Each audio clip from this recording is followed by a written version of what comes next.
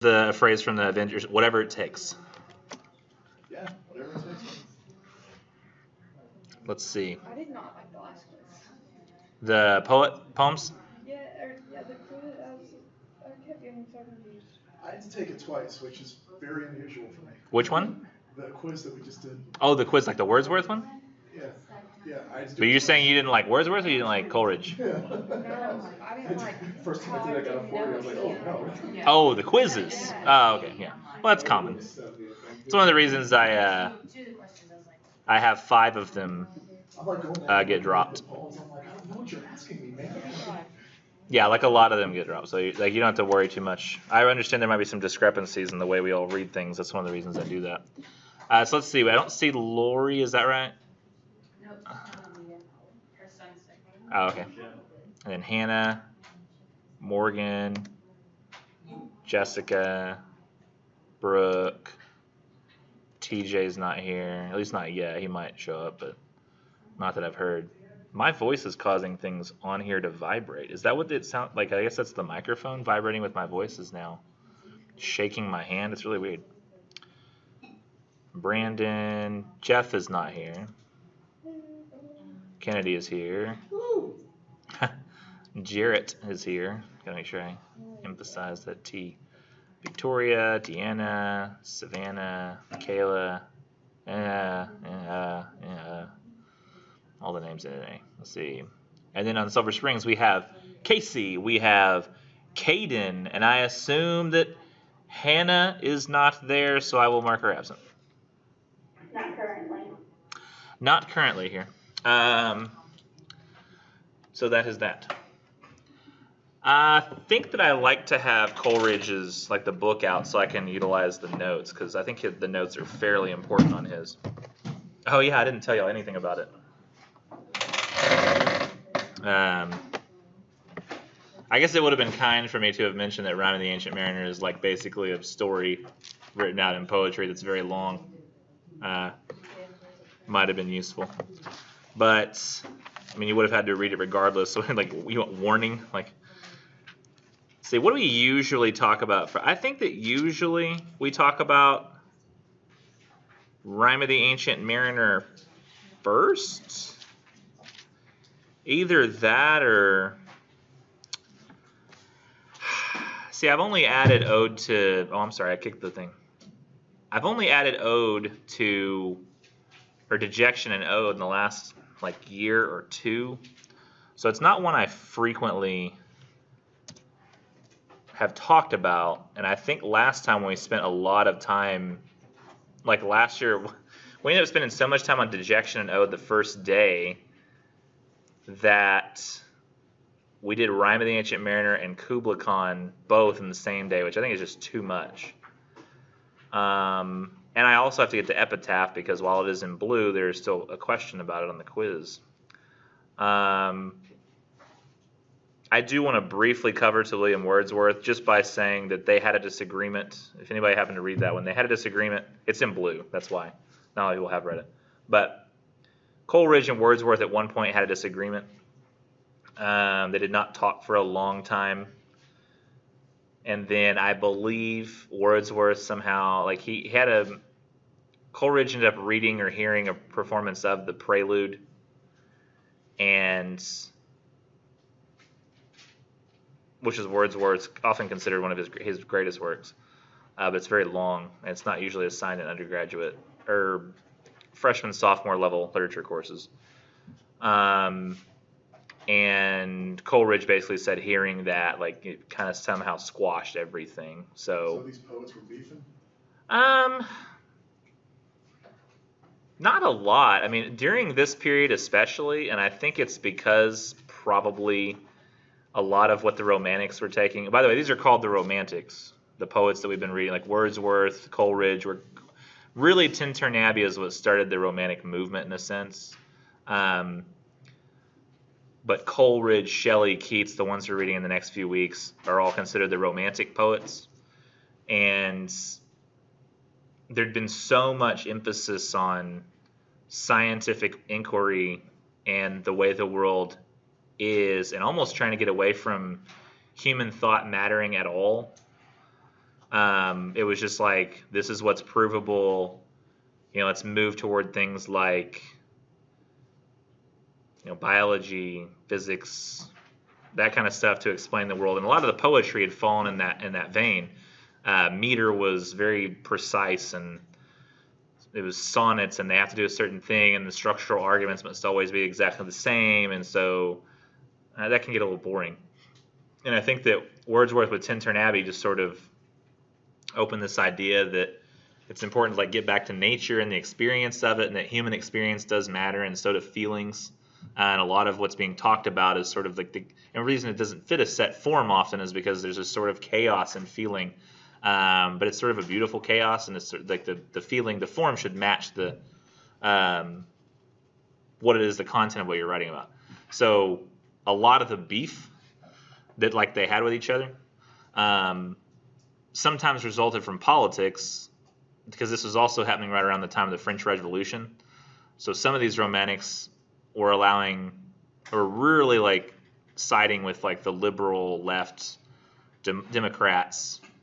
The democracy, not Democrats, but democracy side of things. It was not a party situation. All I'm hearing is that Coleridge and what's his name, Wordsworth?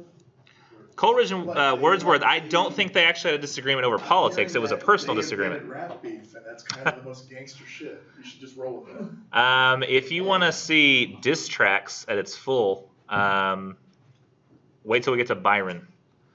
Are these guys writing poems about each other? He's insulting the other poets. He says, let me kind of jump ahead here because it's just kind of fun. It's something to look forward to.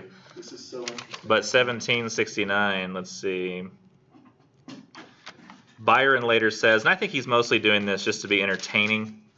Isn't that all rap beef is, though? He says he's not even playing himself, Byron. He's got a separate character who's narrating the story, and he's a goof. Byron, when you get to Don Juan, by the way, I know it's spelled Don Juan, but he says it's supposed to be said Don Juan in the English fashion, and I think it's meant to make that more ridiculous.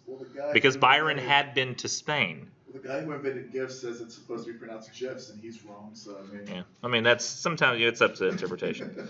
So, thou shalt believe in Milton, Dryden, Pope. Thou shalt not set up Wordsworth, Coleridge, Southey, because the first is crazed beyond all hope, Wordsworth.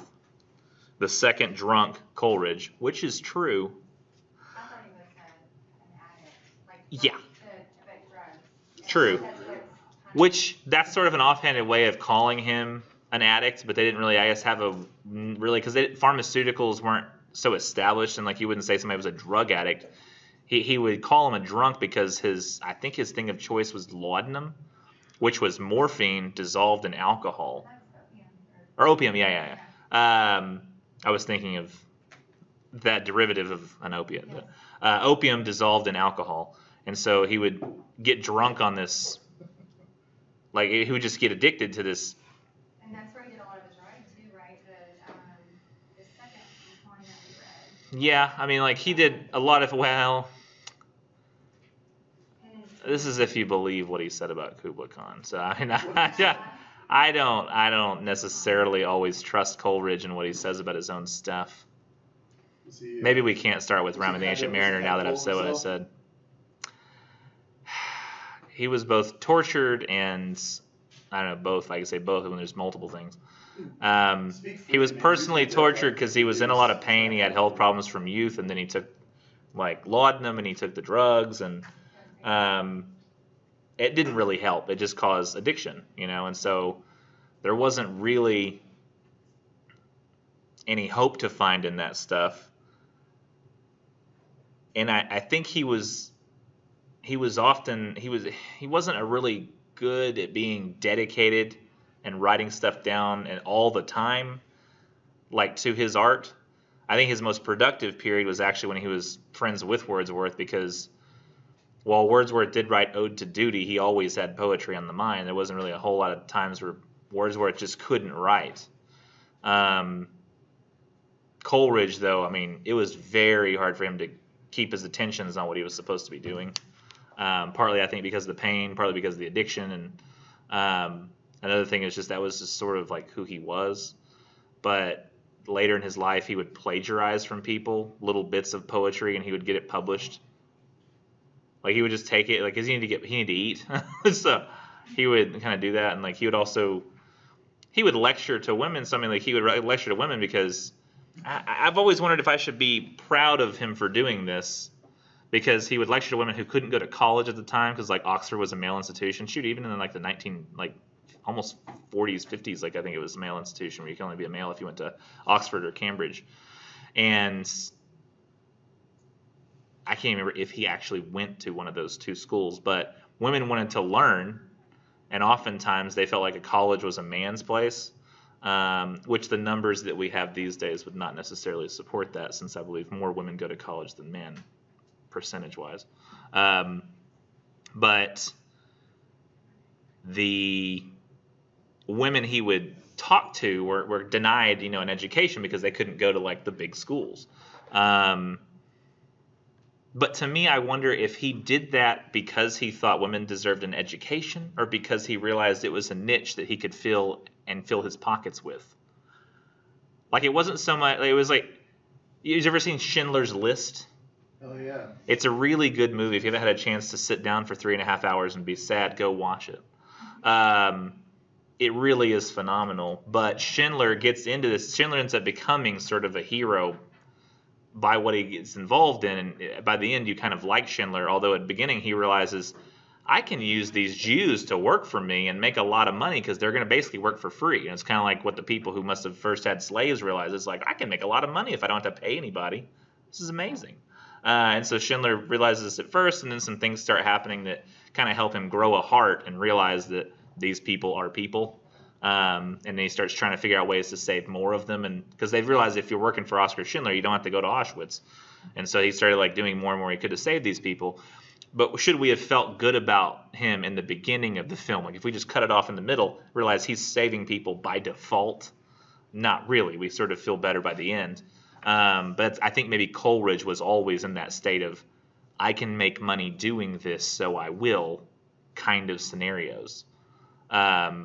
Is sort of how I've always taken it when I look at the situation. It's not like we should necessarily praise him for what he did, because he was kind of I wouldn't say he was a scuzzy guy. He was just sort of an opportunist. And I think he felt the passion of writing infrequently enough where he had trouble putting the pen to the page and really making things happen. Whereas I feel like Wordsworth would just look at somebody, and if they interrupted him, he'd be like, yeah, go away. I have poetry to write. And he could just do it because it's Wordsworth. That's just how he was. But the poor Coleridge, it's like, I don't feel so bad for Wordsworth, but because this whole French Revolution thing going on and the kind of poetry they were writing seemed to be against the establishment, they were sort of associated with the French Revolution, and they were living a couple of miles apart at one point, and they would spend almost all their days together at the house. And the town freaked out and thought they were political revolutionaries doing like political spies stuff, and reported, and like the person when the land like deed came up, like to renew the lease, they denied, I think, Coleridge the renewal of the lease, so he couldn't live there anymore. So he had to move like much further away, and because of that, they couldn't have that period of productivity anymore. Literally, like if you think like the kinds of effects they had were like immense too. Wordsworth, actually, like I think it was Coleridge. Like the whole center of like the narrative in Rime of the Ancient Mariner is the idea that the guy kills the albatross, right? Like nothing happens without the shooting of the albatross, because then the plot can't move forward. That was Coleridge's or Wordsworth's suggestion. So like that's a massive amount of input on that poem. Additionally, there was a whole lot of archaisms, like what was that? Wasn't that like Rime of the Ancient Mariner? Did you see like the spellings that it said that it used to have? Like it used to have these archaic spellings, like absurd spellings, and you'd spend most of your time trying to figure out what the hell it's even saying, because it like would use like the tiger Blake's the tiger, where it's like a Y instead of an I. Imagine like a whole poem that's long that you have to read that's like that. There's like a whole bunch of just Y's instead of I's and things that look magical. Very fun, honestly. I mean, Wordsworth was like, he's hard to read. Like it's like people aren't going to want to read this. And so he had that effect too, where he said like we have to kind of cut that bit out so that it's more readable. But he had like a huge effect on Coleridge's poetry. And a lot of times you take somebody who's brilliant but not that productive and put them next to somebody who's both brilliant and productive, and they can become productive by proxy. He's like, come on over, let's write some poetry. He's like, you know, almost like nobody's probably seen this movie, Knocked Up. Hell yeah. You have? That's the shit. Which a lot of those movies that are like oh man, what is that guy's name? The guy who directed it. Popular movie back in the day, man. Who wrote and directed that movie? You know, no one's probably ever heard of this baseball team, New York Yankees. No, it's a guy who doesn't really act in them. Knocked Up. He's really funny, but he just. Judd Apatow. Judd Apatow, yes, thank you. But Judd Apatow's really funny. He just doesn't play well on screen, and he's a great improv. Like a lot of the lines people don't realize, but a lot of those lines he's like shouting at them off screen and makes them do them. So like they do a take, he'll yell something out and then they'll say it. So it's not always the actors themselves who are saying hilarious stuff. It's him, the director, because he'll come up with some idea in the moment, but he doesn't look good on screen. He kind of looks like somebody licked a lollipop in a non-uniform way. So his face is kind of like pudgy and not like in the right places. I don't know. Like actors on screen. Are you saying he's not attractive?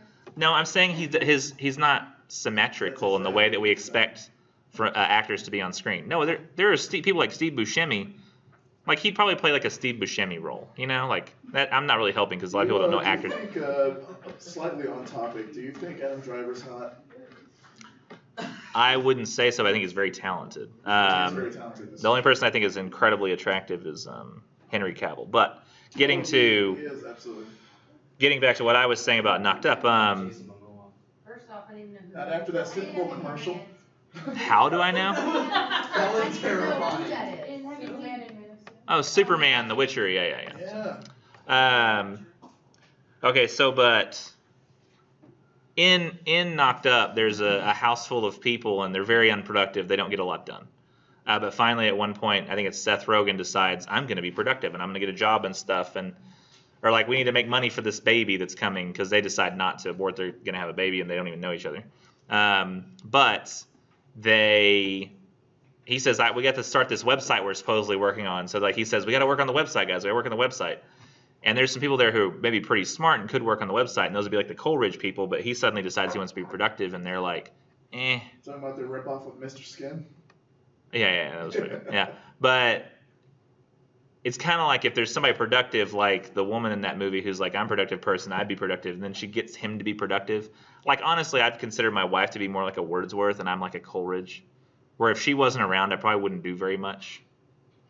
I don't consider myself brilliant. I'm smart enough. But if I don't have anybody pushing me, I don't really get a lot done. It's kind of like, I don't know, you need somebody productive in your life to get stuff done. Like it pushes you to be productive as well. What does that make you a better person? Or, somebody in your life can make you bring you down, bring you up.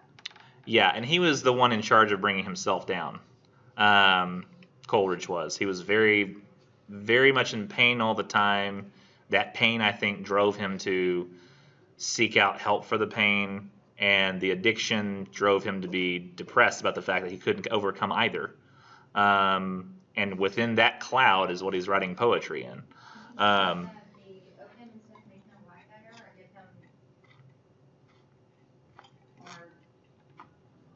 If I had to guess, I would be the opposite. I would think that it made it hard for him to write. And I don't even trust the story that he has of I don't trust it. I don't trust it further than I can throw it. I can't throw it very far.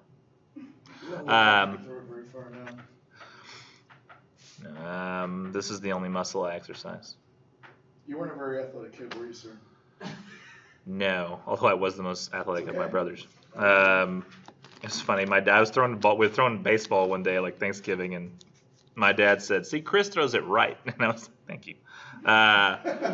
He was like, y'all are always like going like this, and you have to like turn. They couldn't understand you pivot around like the chest to throw. They were just like push it out of their hands. Like my brothers watching them throw is I bet that Kinda compliment funny. carried you through the whole day, didn't it? Oh yeah, I did. Gave Yeah. you a confidence you've never felt. Yeah, my athletic father said, "You're the most athletic of the 3 unathletic sons." I was like, "Aw, this is important to you, I care." Nobody like that in Coleridge's life who could make him feel better. So I love your transitions. you got to do what you got to do to get back to it quickly. Like the transitions are going to be absurd this semester. We're not having a repeat of last semester where Stacy, the rogue element, would constantly get herself correct. Love Stacy, she's phenomenal, but man, she could change a subject like nobody's business. She's like, so how about this other thing that related not at all? And she'd talk for like 5 minutes, and I was like, oh my gosh. And then I was so curious I couldn't stop myself.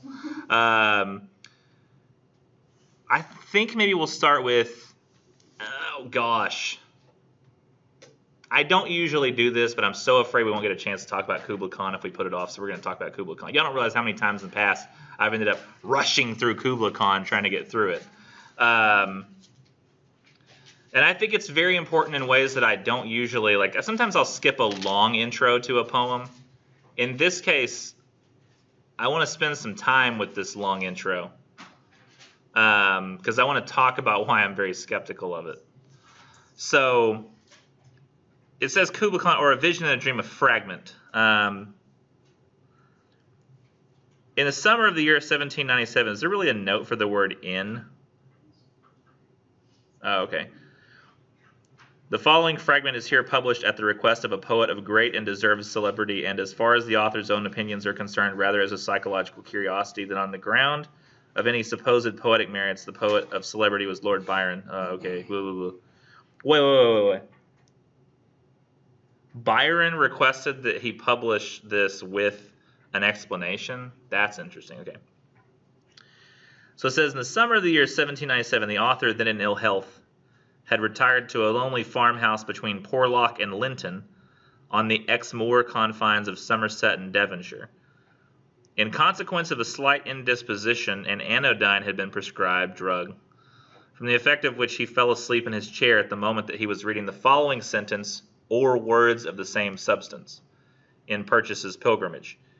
Here the Khan Kubla commanded a palace to be built and a stately garden thereunto, and thus 10 miles of fertile ground were enclosed within a wall.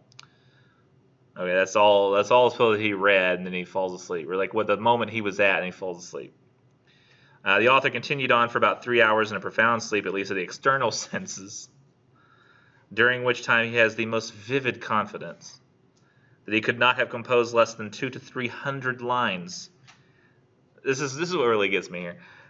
If that indeed can be called composition, in which all the images rose up before him as things, with a parallel production of the correspondent expressions, without any sensation or consciousness of effort.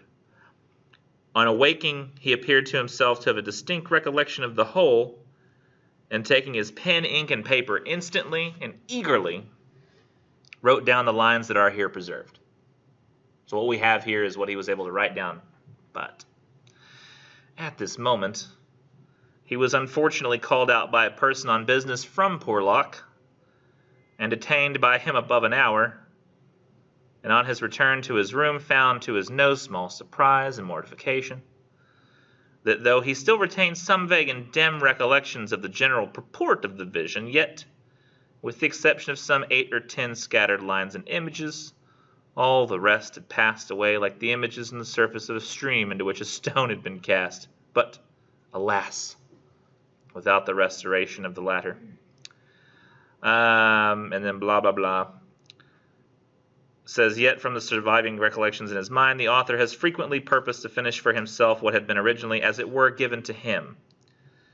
What is this in Greek? It says, I shall sing a sweeter song tomorrow, but the tomorrow is yet to come. As a contrast to this vision, I have annexed a fragment of a very different character, describing with equal fidelity the dream of pain and disease in something called The Pains of Sleep. So, I don't believe very much of this. It sounds awfully convenient. I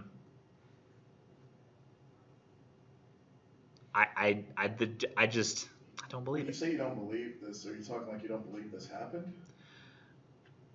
Not the way he says it. It's a poem, bro. Isn't it? Is it not? What? Isn't it a poem? I don't mean the stuff in the poem happened. I mean, of course, I'm saying like, I think he maybe had a good idea for a poem. Maybe when he woke up from a nap, and he went, "Hey, this would be a good idea," and he starts writing on that Khan Kubla thing he was writing before he fell asleep, and he just gets so like, I don't know, like maybe he was even having trouble and struggling with it before he stopped. He was like, where am I going to go with this? It's like you made it make space for it. Yeah, and then he's like, well, I mean, like, because he's very experimental in the first place, right? So usually I first talk about Rime of the Ancient Mariner and how experimental it was and the kinds of things. Like, I mean, really, I don't think we would even have Pirates of the Caribbean and stories like that where, like, it's on the high seas and, like, magical, mystical stuff if it wasn't for Rime of the Ancient Mariner. Like, I really think it sort of pioneered that sort of magical pirate like ship, like on the high seas and like adventure and like mythical beings kind of thing. Like if you look at Curse of the Black Pearl, like Pirates of the Caribbean Curse of the Black Pearl, with that whole like they all steal a piece from like the treasure chest and they got to get it back, and like there's the Kraken, like and those old like storylines, those it all feels like something that could have been in like the further episodes of Rime of the Ancient Mariner. Like it's some like those two like figures that like cast the dice roll to figure out who wins the bet, so they can decide what happens to him and the ship's crew. Feels like their story could continue and they mess with other sailors or something. Like it's some kind of like almost Moana type story. Like I mean, I feel like all of those like things we have to kind of owe a debt to Coleridge's Rime of the Ancient Mariner, because it just had like it sort of, I don't see anything before that has that sort of feeling. Maybe a little bit Gulliver's Travels, but very lightly. He sort of added that whole, not gothic element, but just dark imagery that seems not to make sense and seems to be wrapped in like chaos. It seems like Dejection, an ode, but that somebody gave an energy drink to and then made into actual characters. What I'm saying make any sense? I feel like it's a mythos derived from feeling, and that he gave us that, and like the dark feelings sort of come into things like Pirates of the Caribbean and like all kinds of pirate stories we have. There's like this magic element to it, and mystery. I don't know.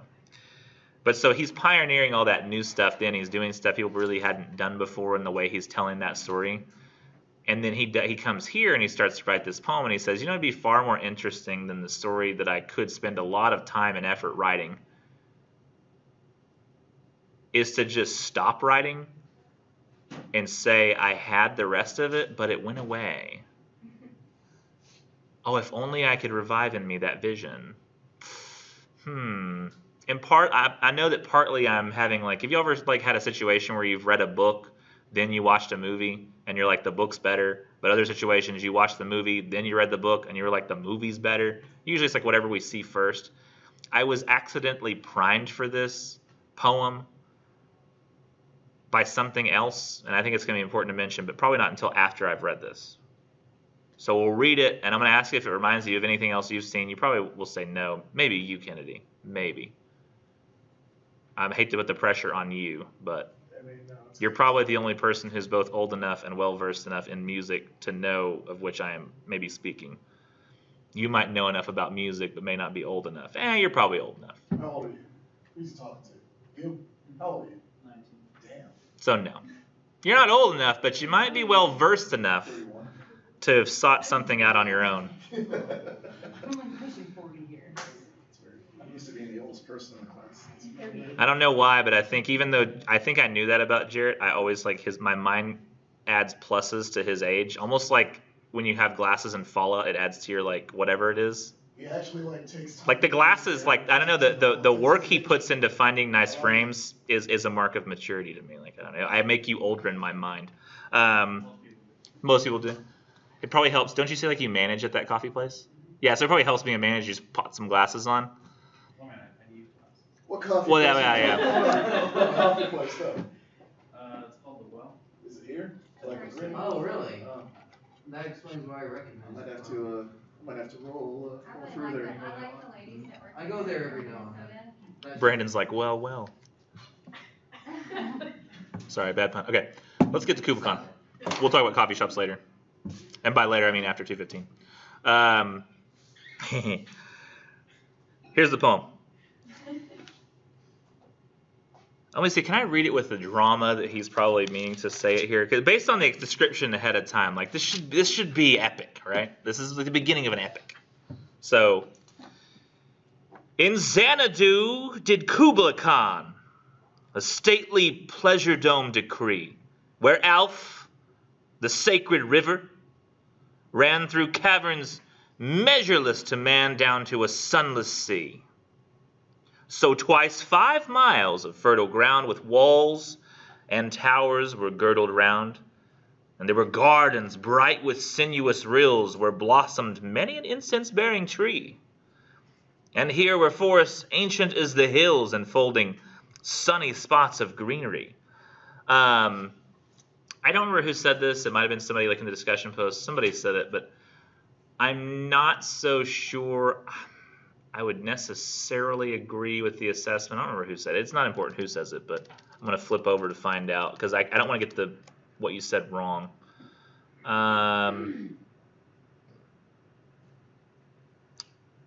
Yes. So like the word pleasure here, when it's like pleasure dome, I don't think that necessarily means like carnal human pleasures. I've always taken that to mean it could be. It could be. And Lord knows if you've been in class with me before, I tend to read that into almost everything. But I don't hear. I've always thought this is like Adam and Eve's paradise kind of pleasures, where like everything like nice about the world and nature is here. And if you look at his description here, when he says pleasure dome, the very next thing he talks about is this sacred river. And it runs through caverns that are measureless to man. So literally there's so many caverns underneath the landscape and through the landscape that you can't even consider how much space this river must cover running through these caverns. I almost think of it as like, imagine how many caverns are under the landscape of, say, like Minecraft. Any different seed you go on, there's like tons and tons of caves, and you're just like, this is not possible. But they're there. And so I kind of think of it like that, where there's just tons and tons of caverns where secret rivers are running. And it says, down to a sunless sea. So there's no sun hitting the sea. It's a sea with no sun on it. Like, how is it even possible? So it says twice 5 miles of fertile ground. And this is always kind of throwing me off. He says twice 5 miles. And here it says when he saw this, 10 miles of fertile ground enclosed within a wall. Me, as somebody who's fairly decent at math, has a problem with the description. If he read it as 10, and now it says twice 5, I don't know whether we're talking area or depth out into the continent. I've always thought it to be like 5 miles on one side, 5 miles on another, 5 miles on yet another. And to me, that would say actually like 25 square miles, but I don't know if 10 miles is supposed to be the area. To me, that's not very much area. If it's 5 miles long and 5 miles across, that's a big damn thing to enclose with a wall. To me, that's huge. But 10 miles would only be like, let's see, 3 times 3 is 9. Well, I guess that's still pretty big, 3 times 3. It's a big damn wall. Maybe you can't see it from space. I don't know. It doesn't really matter. It's a big square of land that's been closed, okay? So it's girdled around with walls and towers along this wall. And there were gardens bright with sinuous rills where blossomed many incense-bearing trees. So there's trees that smell nice, and they're just all over the place, speckled amongst this landscape. And forests as well. Forests, along with these incense-bearing trees that you would think be more for like a tropical kind of area that had like pretty smelling trees. But also there's forests ancient as the hills. There's old big forests. And they unfold sunny spots of greenery. So there's opens in the forest, opens everywhere. So it's like basically every kind of landscape you could hope for. It's like every time I've ever played Minecraft and gone to a Minecraft land, I'm really pissed off because it's like, oh look, extreme hills biome. And you're like, where's the damn mesa? But some occasion you find one where all of them are in one spot. And you're like, ooh, it's exciting. In this case, it's like all the places you could see in the world are all right here. Like they're all there. There's the big forest. There's the incense-bearing trees. It's both tropical. It's wintry. It's everything you want.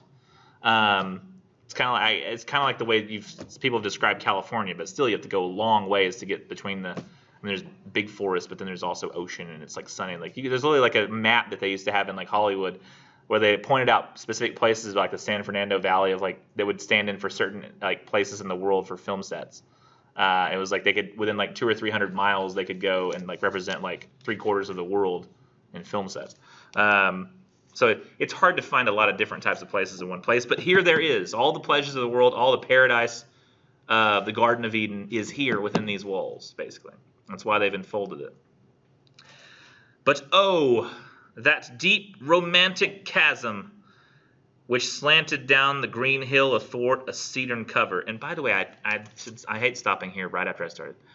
But when I said the word romantics earlier, I said romantic poets. That does not mean the same thing as we mean by romantic today. The romantic poets were interested in feeling the human experience as valid in and of itself.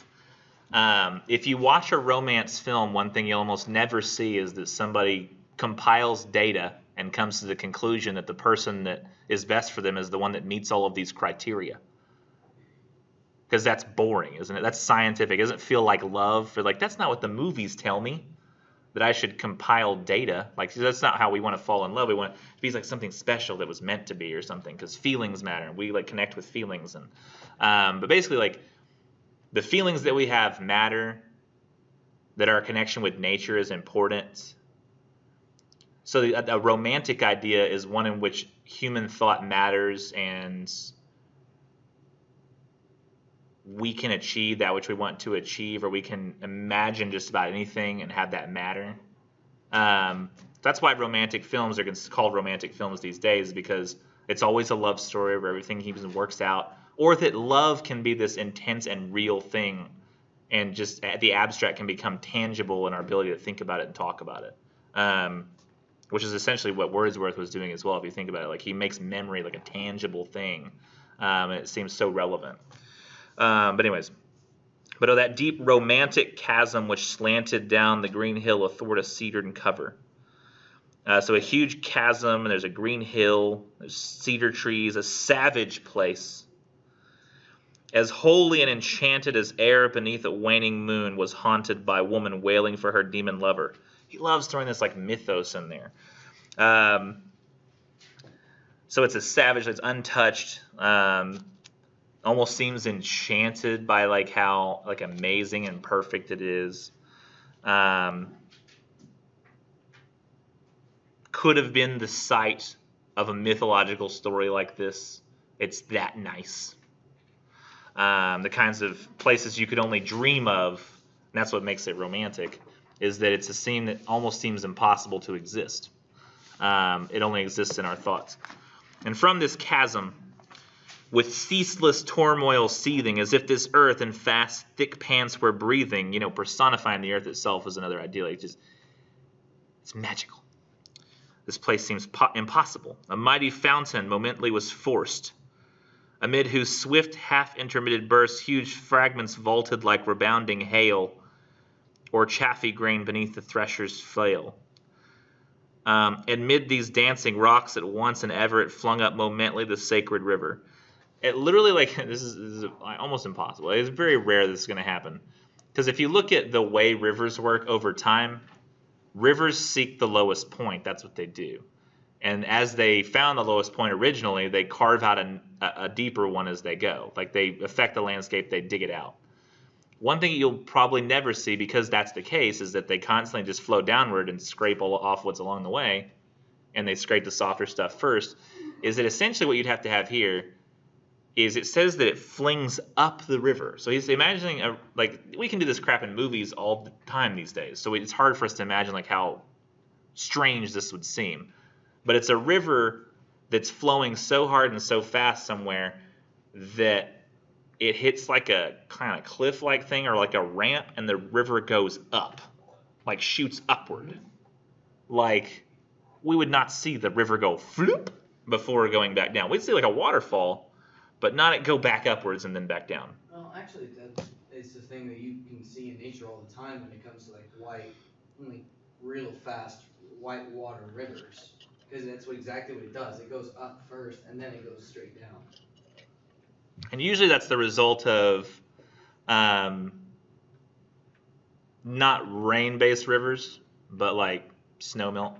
So like the snow melt's pushing it like in a place where there's a lot of snow. You'll have like a lot of rain quickly. This is a river that flows like this all the time. It's just like this, I think, based on the implication of what I see here. It's not like a temporary, like, you know, we've got a lot going on at this time of year, so there's a little bit, but like tons of it. Usually, like, yeah, with a lot of water in one place at one time, you might have that kind of stuff happen, but it's not going to go, I mean, it might go over like a rock, but it's not going to like fly up in the air and then land back down somewhere else.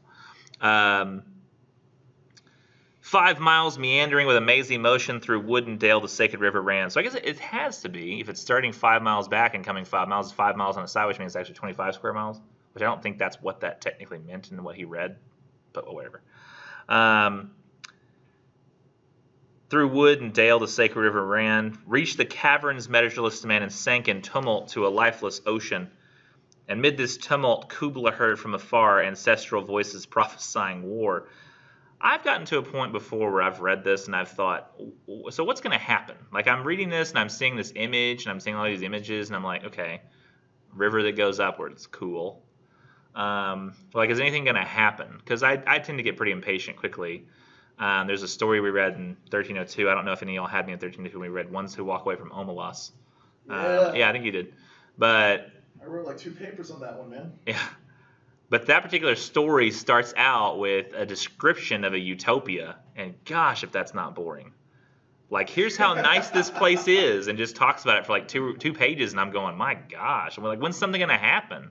And it's like, the world's perfect here, and I'm like, okay, it's great. It's a great story, but the whole first half of it is so... Yeah, to get there, it takes, so like, it's a trudge through perfection, and then finally, and then you're like, but something's wrong, and you're like, you're damn right it better will be wrong. It's so weird. By the time you get to the end of it, you forget how boring the first half was. Like, yeah, true. You forget that over time. Like, whenever I go back to it, I'm like, man, I keep forgetting like how boring it is. Just read about how like what this place looks like. Yeah. And that's kind of, I get to a point where I'm almost feeling that way, where I get to like measureless to man, where you give me the river flying up, but now I get 5 miles meandering, and I feel like, yes, you're meandering. Finally, we're reaching the caverns measureless, sink to the lifeless ocean. Okay, so we've got the sunless sea. Now we've got the river making it there. Is this all I'm going to get is like physical descriptions of like landscapes the whole time? I mean, I need a little more. And he gives, mid this tumult, Kubla heard from far ancestral voices prophesying war. And it's like, oh, okay, so this is his land. War coming, a prophecy. Things are about to start getting interesting, right? And then I get the shadow of the dome of pleasure floated midway on the waves. Okay, so the pleasure dome that's up there, I guess the sun is hitting it from afar, and the shadow casts all the way down this landscape to where it covers a good portion of the sea. So that's how big this pleasure dome is. Where was heard the mingled measure from the fountain in the caves. Okay, so you could hear in the shadows there at the bottom of the ocean the sounds mixing together. Got it. It was a miracle of rare device, a sunny pleasure dome with caves of ice. Oh, yeah. Okay. And then the whole poem gets weird, I think. This is where like it just throws me off. A damsel with a dulcimer in a vision once I saw. It was an Abyssinian maid, and on her dulcimer she played, singing of Mount Abora. This is where it kind of gets messed up. Could I revive within me her symphony and song, to such a deep delight 'twould win me, that with music loud and long I would build that dome in air. That sunny dome, those caves of ice. And all who heard should see them there, and all should cry, beware, beware. It's what you do. Oh, his flashing eyes, his floating hair. Weave a circle round him thrice, and close your eyes with holy dread, for he on honeydew hath fed, and drunk the milk of paradise. So what this kind of says at the end is, if I could remember the rest of this poem, which I can't, I would tell you every bit of it, and you'd be like, oh my gosh, that was amazing. And everybody would be like, not like bowing down to him, but this whole like casting little spells to make sure we don't lose this because of how great it is kind of sounds like that a bit, where they're like almost like they should worship him for how great a poem he had written in his mind, like had he finished it. And I just feel like he's so much full of crap. Like that, like it's a promise of a poem he never gave us.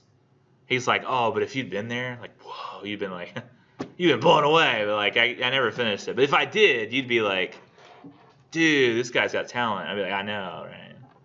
And I promise you, I really wanted to do that. Like, if I could, I would. You'd be like, oh my gosh. I'd be like, I know, but I can't. So this is what we have. And you're like, man, if he just finished that poem, it'd be amazing. I don't think he ever would have, and I'm not even 100% sure he thought past the picture. Because he says images.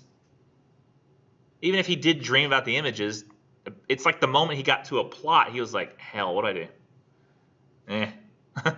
Like, I don't know, like prophesying war. What war? I don't know. I didn't read that far. I go back and read, and then when he started reading again, he was like, well, that's not interesting. I mean, he lost interest so quickly that, to me, it's like it just stops. And I think part of the reason I'm primed for this, did you happen to think of a song that would mirror this at all, Honestly, Kennedy? no. I'd have to hear it again without you stopping every 10 words. See if I can give you a hint.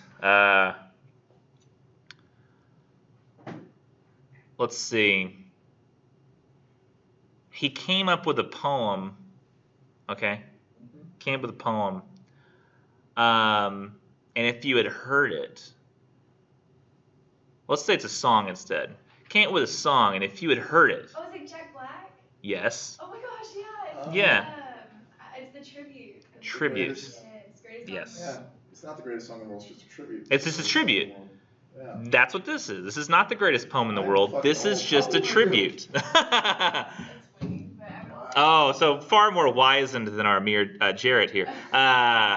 Many further years.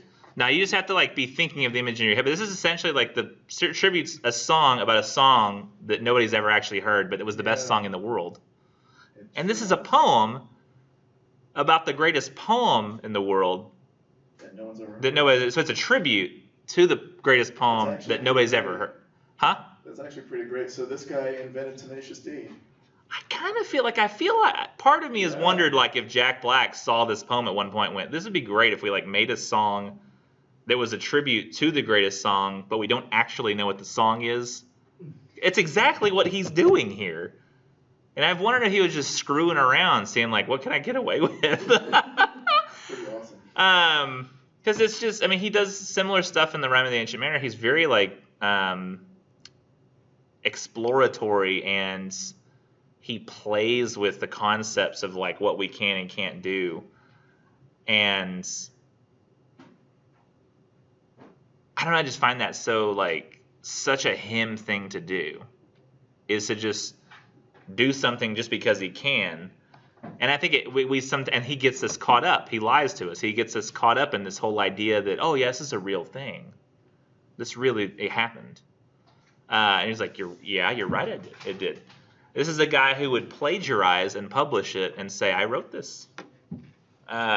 See, I would not. It's almost like he's plagiarizing from himself here, like a thing that didn't really happen. Having to sit differently. When I read this, I had to read this 4 times. Yeah. But that was not even close to what I came up Never with. occurred. And I didn't think of it until I think some student said something that put me on the idea. They didn't say it, but something they said made me skeptical. And then I went, wait a minute, guys, what if? And then I said it, and then it just sounded right. Like it finally felt like, and the way he is, it just felt like nonetheless, what we have here is a promise of a great poem that he never wrote. Now, whether he intended that to be that way from the very beginning, I think we can disagree with that. Some of you might be, no, I really believe the story about like he drank the stuff or took the drug and then he fell asleep and almost like an LSD trip or something, he saw this whole world in his head. and he gets done, and then he writes it down what he can, and some dude comes and he opens the door for some stupid reason. I mean, it's not like his car is there. It's like the 1800s. You know, we always like these days are like, damn it, they know my car's outside. They know I'm here. I can't say I'm not here. You know, we do that, don't we? Yeah. You answer the door because you know if you don't, they know you're here. But back then it'd be like, I don't know, he probably didn't even have a horse. He probably just walked everywhere. They're like, they all have no idea. I don't know, maybe a fire's going. I don't know. But this actually leads me to a blue poem. One of the poems in blue it's in blue, so nobody really ever reads it. But it's short and it's easy to handle quickly. And I've always felt the same way about this poem that I do about, it's 1708 is what page I have it on. It's Epitaph. I think it's probably available on Poetry Foundation too if you don't have your book with you. So you could look at it there. But it says here, this is actually written, and I feel like he's a guy who never actually lost his talent. Some people lose their talent as they get older, like in poems. That which people loved in the beginning, they don't love as much later. Like Wordsworth, I mean, he was always a good writer, but it's like the fitful passion of youth just never persisted, and that was kind of what he was the greatest at. It kind of stopped. And Epitaph here, I felt like, is so Coleridge to me. So 1708 is where I have it, Epitaph. And it says in the note, it was written by Coleridge the year before he died.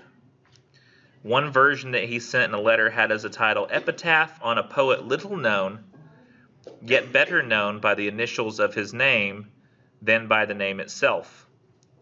And I don't know about that. I mean, maybe you could just trust that. I don't really know if that's true. People knew him as STC. I find it strange that Byron, who was literally like one of the first poets who was actually a famous poet, like he put his Don Juan out in episodes, and they came out on occasion, and so he was able to drive interest, kind of like Dickens did with books, where he released them episodically, so everybody wanted the next episode, like they do these days with TV. And then Netflix came and said, "Here's the whole thing," and I bet cable companies are pissed. They're like, "Well, how do we just get ad dollars from that? You know, we have to make people wait for it." I mean, he was cool. He was probably no Shel Silverstein Who? though. What? You never read that? Like Where the Sidewalk Ends and shit? Uh-huh. Yeah. I used to mess with it real heavy when I was a kid. Now wait, did he release the comics one at a time? No, I was just. Oh, okay. I just got confused. It was a joke that kind of wasn't very funny. Oh, I see. You're just saying Byron was no Shel Silverstein. Yeah. Oh, okay. Well, obviously he was better. That's debatable. But Byron, in his popular readings, had Coleridge's name listed right there. I mean, it's right there on the page. So how can somebody claim to have been not well known when there are even other writers talking about him that everybody's reading? It just seems very odd. Like all his friends had the nicknames. He was like, "Oh, I'm gonna give myself this name." Maybe they call it, "What's up, STC?" Yeah, it's kind of do that when they give themselves nicknames. Yeah. That was kind of funny. So here's the poem Epitaph, which had that longer title, and I feel like the poem, the title itself, Epitaph on a Poet Little Known, it's a false humility. I feel like he was known. It's the sense that it's got a false humility to it, especially his associated with Wordsworth. Everybody knew who he was. And it says, "Stop, Christian passerby, stop, child of God, and read with gentle breast. Beneath this sod a poet lies, or that which once seemed he. Oh, lift one thought in prayer for STC, that he who many a year with toil of breath found death in life, may here find life in death. Mercy for praise, to be forgiven for fame," and it says down there, instead of. So mercy instead of praise, to be forgiven instead of fame. He asked and hoped through Christ, do thou the same. It sounds like a sweet little epitaph, doesn't it? Sounds like, I once seemed like a poet. Now I'm underneath the ground here. I found with many a year with toil of breath found death in life, so my life was very hard. And may here I find life in death by going to God, right? It says, so please, mercy instead of praise, please. Forgive me instead of give me fame. He asked in hope through Christ. So please, person who stopped you, do thou the same. I feel like this is falsely humble, and I feel like he wants the fame. I have a few reasons for this. One is he says, a poet who once seemed I don't want fame, I just want life and death. The first thing he says is, stop, Christian passerby. So somebody was going to just ignore him and go by, but he stopped them. Stop. Yes? So he wants to be looked at. This is the first thing that he does. Stop, child of God, praises them. And read with gentle breast. So it's a very light imagery, something very soft. It's like he's priming them, he's buttering them up. Beneath this sod, a poet lies. I don't know why the word sod. Sometimes I feel this way about the word sod, sometimes I don't. But I feel like saying something beneath a sod sounds, I don't know, cliched, falsely making oneself pathetic, like he's just under this clod of dirt. I don't know. There's something about that word itself. Beneath this sod, a poet lies. And I even take the word lies to mean both meanings of the word. Like a poet lies, as he always lied. He was really great at it. Or that which once seemed he. And like that's false humility. It's like a poet lies, or once seemed a poet. You were a poet, damn it. Like what? Like, I don't know. That little false humility thing just drives like, you were a poet, you know it. That was an unintentional rhyme. And he says, oh, like I don't know. Like that's just It's like he's performing for me. And they said that in his lectures he was very performative. He loved lecturing and talking about it. Like it's like he liked to hear the sound of his own voice, like one of those types. I don't know if you know anybody like that.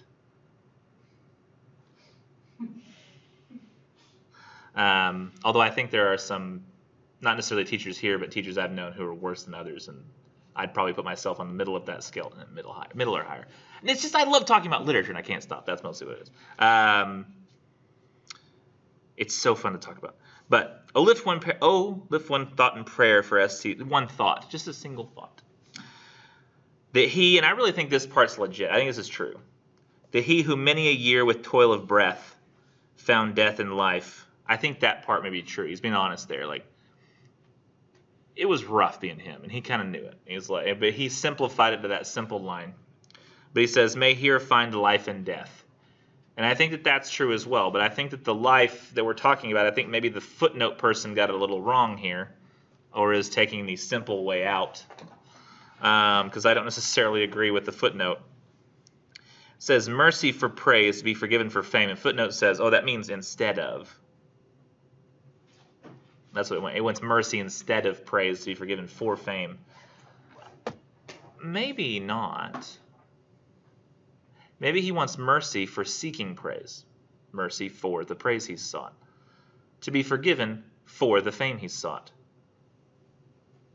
So please forgive me for wanting praise. Please forgive me for wanting fame. Not instead of, but that's the stuff I want. He asked and hoped through Christ, do thou the same. And that last line just seems like it's stand your clothes. I mean, nothing special there. But the whole thing tells me that he's a poet who wanted to be remembered as a poet. He wrote the Epitaph. I don't know. There's just a feeling I get about Coleridge when I read all of his stuff that just is like this guy. When it was on, he really loved his own stuff. I think maybe the most honest poem is Dejection and Ode. When we read that one, I really feel that that's truly like honest Coleridge. He's being about as honest as he can be. where he's just got this personally tortured self, and there's somebody he really does feel for, and I don't know, this poem. What do y'all think? Do y'all believe it?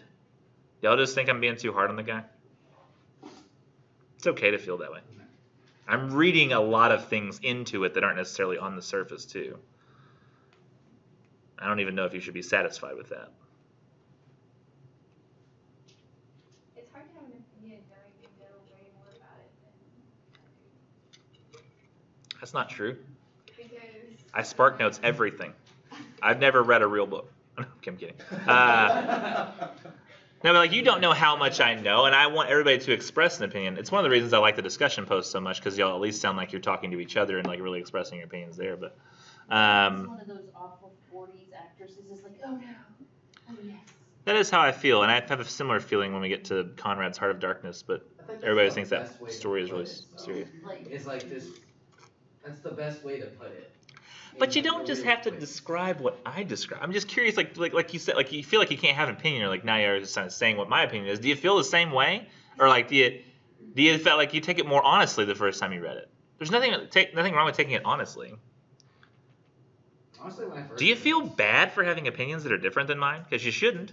I honestly, when I first read this, I didn't even think it was this. I didn't even think it was the author. It was the author that was he was. Oh, it was like a talking about. different I thought- speaker? I thought he was talking Ah. about something else.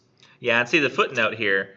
If you don't read the footnote right before, you wouldn't notice. Like he literally wrote like a year before he died and wrote it for himself. Did you know he was dying? Huh? Do you know he was dying? That I don't know. My guess is he probably felt it was coming. Is he, he's a Christian? Yes, he is a Christian.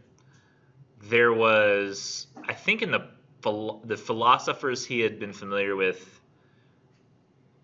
more supported atheism than Christianity, but for some reason he could never get on board with that, and he always did feel Christian. Like he was very much a Christian, and Do you think that, I don't know, that maybe he realized that he might have done some wrong, and he's speaking out to another Christian, and kind of like, yeah, I haven't been all great, maybe. and I mean, that's certainly what the reading of it, when you look at it, seems to support. And I know I'm dying, and I believe in God, so hopefully forgiveness or something. And in that case, it would be like the reason he's begging someone to stop is because he's realized the problem in his own life. That reading is perfectly fine. I just don't like it myself. It's like I say, it's like that I'm not telling you what the answer is so much as I am how I feel about it. See, and that's kind of like the first line, Kubla Khan? no. the one Rime of the Ancient Mariner? Yes, like I felt like the sailor felt guilty and needed to get it off his chest. And there's more of a Christian perspective in it, but then it was just this weird, like, mystical kind of thing. So I felt afraid to write something on that middle part. Like I could relate to the beginning and to the end, but the way I just felt like the way I took it might not be that way. And I guess when we read it, we'll get into it. But even at the end, when he talked to that guy and told him the whole thing, and then he left, Uh-huh. the guy didn't even go to the wedding. He just off. Well, how would you know? You've heard this crazy story. I take a lot of those things somewhat literally too. So when it says like he was basically hypnotized, I thought that like the storytelling itself, he was compelled to tell a story, not just to me because he was like, oh, I want to tell this story to everybody now, but like literally it was like we've sometimes maybe seen in movies where like somebody wants to stop doing a thing but they can't. They're like compelled, like Hocus Pocus, where they're like dance until you die, and the people just start dancing, and even if they were to somehow realize they shouldn't be, they couldn't stop. So it's like the mariner just from the moment he gets off this, he's compelled anytime like he just has to tell the story, not because he's like I got to tell somebody else the story so that they'll know, but like almost like a Groundhog Day. You live the same day over and over again. It's like I love that movie. yeah, it's really good. But he's forced into telling this story over and over again by some supernatural force that just every once in a while he gets the need to, there's somebody, gotta tell him. Grabs dude, he's like, what are you doing? I'm going to a wedding. Not anymore, you aren't. There was a tale. And then he begins. And like, yeah, the Christian idea, like that could be there too. And so the conflict in with Coleridge is knowing like to what degree anything is honest. And see, I even felt like, what was it? Some of the stuff that I believe that I was talking about comes from the ending and what he said about the ending of Rime of the Ancient Mariner, which we'll talk about more next time, but which I can talk to you real quick right now, because I mean we've already read the whole thing anyway. But let me see, there's Kubla Khan, there's Rime of the Ancient Mariner. So when you said the Christian thing, there's definitely some Christian stuff going on there, because it says in line 610 on 1679, he's just told him the story, and in 610, the line 610, it's the very bottom stanza of the page, he says, farewell, farewell. Oh wait, no, I'm sorry. Wrong voice. Farewell, farewell, but this I tell to thee, thou wedding guest. He prayeth well who loveth well, both man and bird and beast. He prayeth best who loveth best all things both great and small. For the dear God who loveth us, he made and loveth all. And the mariner whose eye is bright, whose beard with age is hoar, is gone. Now the wedding guest turned from the bridegroom's door. He went like one that hath been stunned, and is of sense forlorn. A sadder and a wiser man, he rose the morrow morn. Isn't that a word actually from... That's in tribute as well, right? The beast was stunned. That's one of the reasons, too, I think that I've always thought that tribute was a play on Kubla Khan. But that part where it says, like from what we get out of this story, we're supposed to get, he prayeth well who loveth well, both man and bird and beast. Like that's the moral of this tale. All this happened because he shot a bird. And like he says here in the note, it has a note of this ending in 6. And you go down and read the note, and it says, Coleridge said in 1830, answering the objection of the poet Anna Barbeau, that the poem lacked a moral. Like it kind of feels that way. Like you said, it doesn't feel very Christian as you're going. You're like, I don't feel like I can put that Christian narrative on this. Yeah. What now?